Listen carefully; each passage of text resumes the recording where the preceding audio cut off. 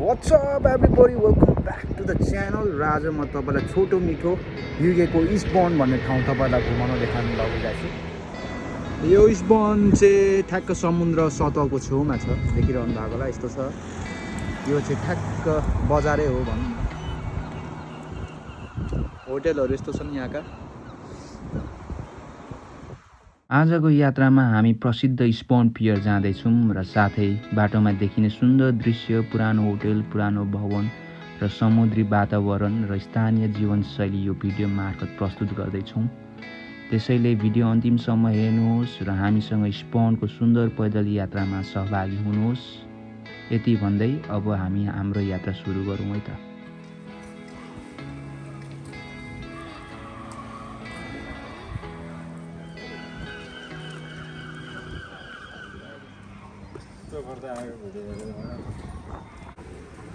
Next level box today.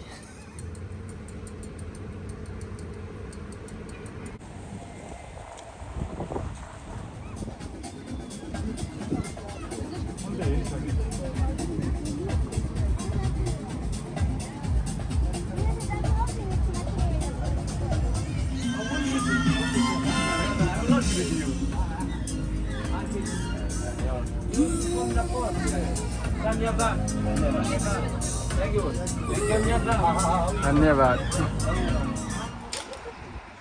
ल हिजो हामी चाहिँ यो होटलमा बस्यौँ र यो ठाउँमा घुम्नुको लागि चाहिँ यस्तो बसहरू पाइन्छ। अलराइट फोक्स, र तपाईलाई चाहिँ हामी आउँछ इस्टबर्नको चाहिँ अब चर्चित टुरिस्ट साइट लाँदैछौँ। यो चाहिँ यहाँको चाहिँ यो पियर्स चाहिँ हामी तपाईलाई यसो अवलोकन गराउँदैछौँ।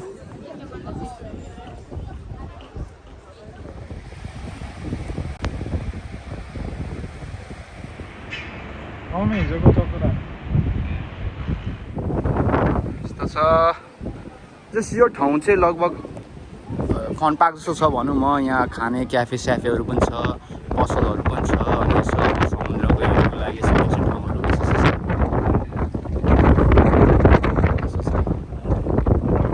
यहाँ चिया हाल्नु जाने हो कि?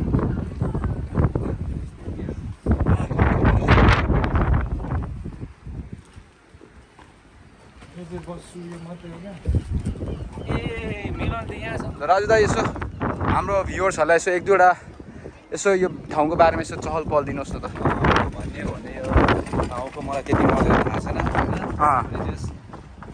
आज हामी आएकोमा धेरै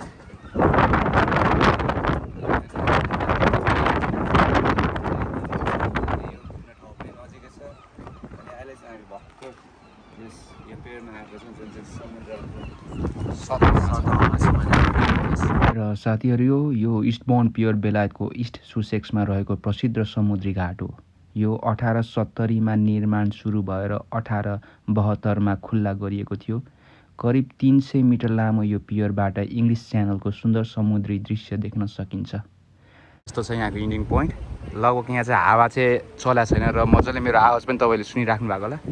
यस्तो छ यहाँको चहल पहल। र हामी हिजो चाहिँ हामीले यो देखिराख्नु भएको यो डाँडा चाहिँ हामी चाहिँ पार गरेर आएको। लगभग हामीले 22 किलोमिटर हिँड्यौँ C4देखि बेडफोर्डसम्म। यो चाहिँ यहाँको फेमस नै हो भनौँ यो एरियाको।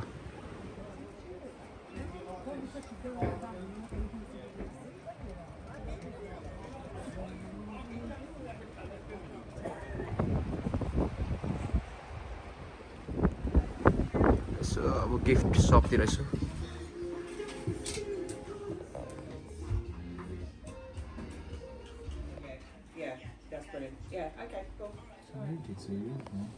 यो उठाएको कचो उठाएको ठिक छ। दाइले के उठाउनु पो? म के उठाउनु यार, म त ब्याग मन परेको थियो होइन।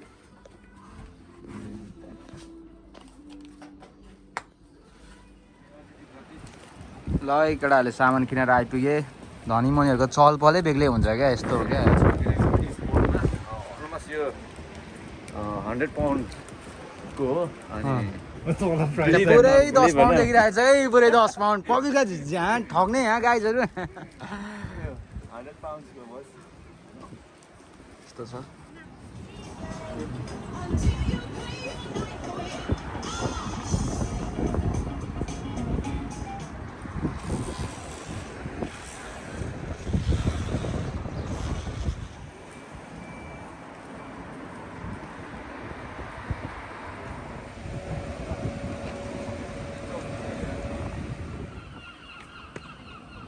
मेरो पहिलो ब्याप्टिस्ट छ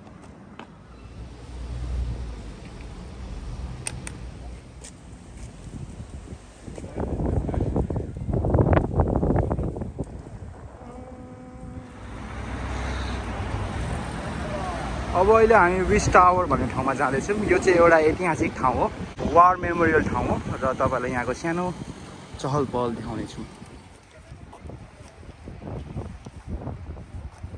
अलराइट गाइज अहिले चाहिँ हामी चाहिँ अब विस टावर जाँदैछौँ यो चाहिँ 19th सेन्चुरीमा बनेको यो स्मारक हो यो ठाउँ चाहिँ पहिला चाहिँ नेपोलियनहरू चाहिँ यहाँ इन्भेट गर्नु आउने क्रममा चाहिँ यो चाहिँ सेफ्टीको लागि यो चाहिँ बनाएको रहेछ यो ठाउँ चाहिँ अब बोर्डरदेखि जति पनि इन्भेडर्सहरू आउँछ हो तिनीहरूलाई चाहिँ रोक्नुको लागि चाहिँ बनाएको ठाउँ हो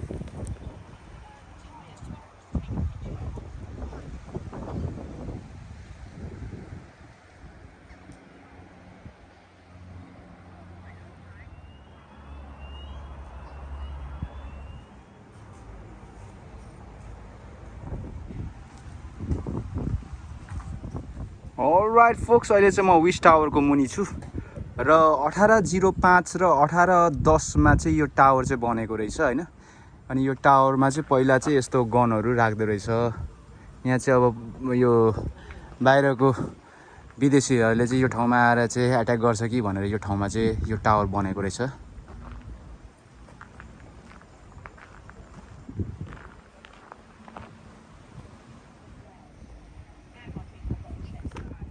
ठ्याक्क घुमेर यस्तो जाँदा चाहिँ यहाँ यस्तो छ मजाको है welcome to the peace garden अब यो ठाउँलाई पिस गार्डन पनि भन्दो रहेछ यो सेक्सनलाई चाहिँ पिस गार्डन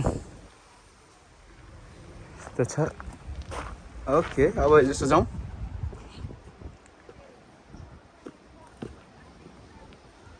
अघि गएको पियर चाहिँ त्यही हो हामी अघि गएको त्यो ठाउँ यस्तो छ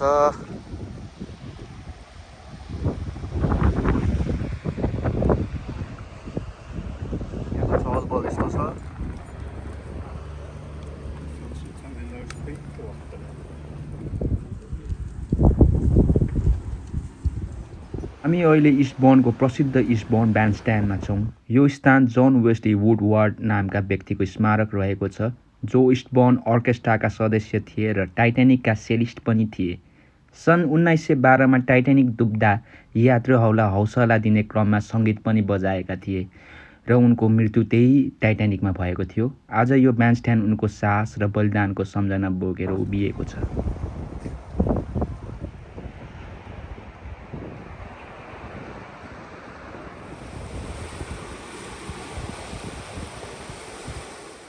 अलराइट फोक्स आजको लागि यति आजको इस्टबर्न वकिङ टुर यही समाप्त गर्दछौँ आशा छ तपाईँहरूलाई हामीसँगको इस्टबर्नको सुन्दर सडक समुद्र किनारा र वातावरणको यो छोटो यात्रा आनन्द र रमाइलो लिनुभयो होला यदि भिडियो मन पर्यो भने लाइक कमेन्ट र सब्सक्राइब गरिदिनुहोस् यस्ता नयाँ नयाँ ठाउँहरू फेरि म लिएर आउँला until then take care and keep exploring धन्यवाद नमस्कार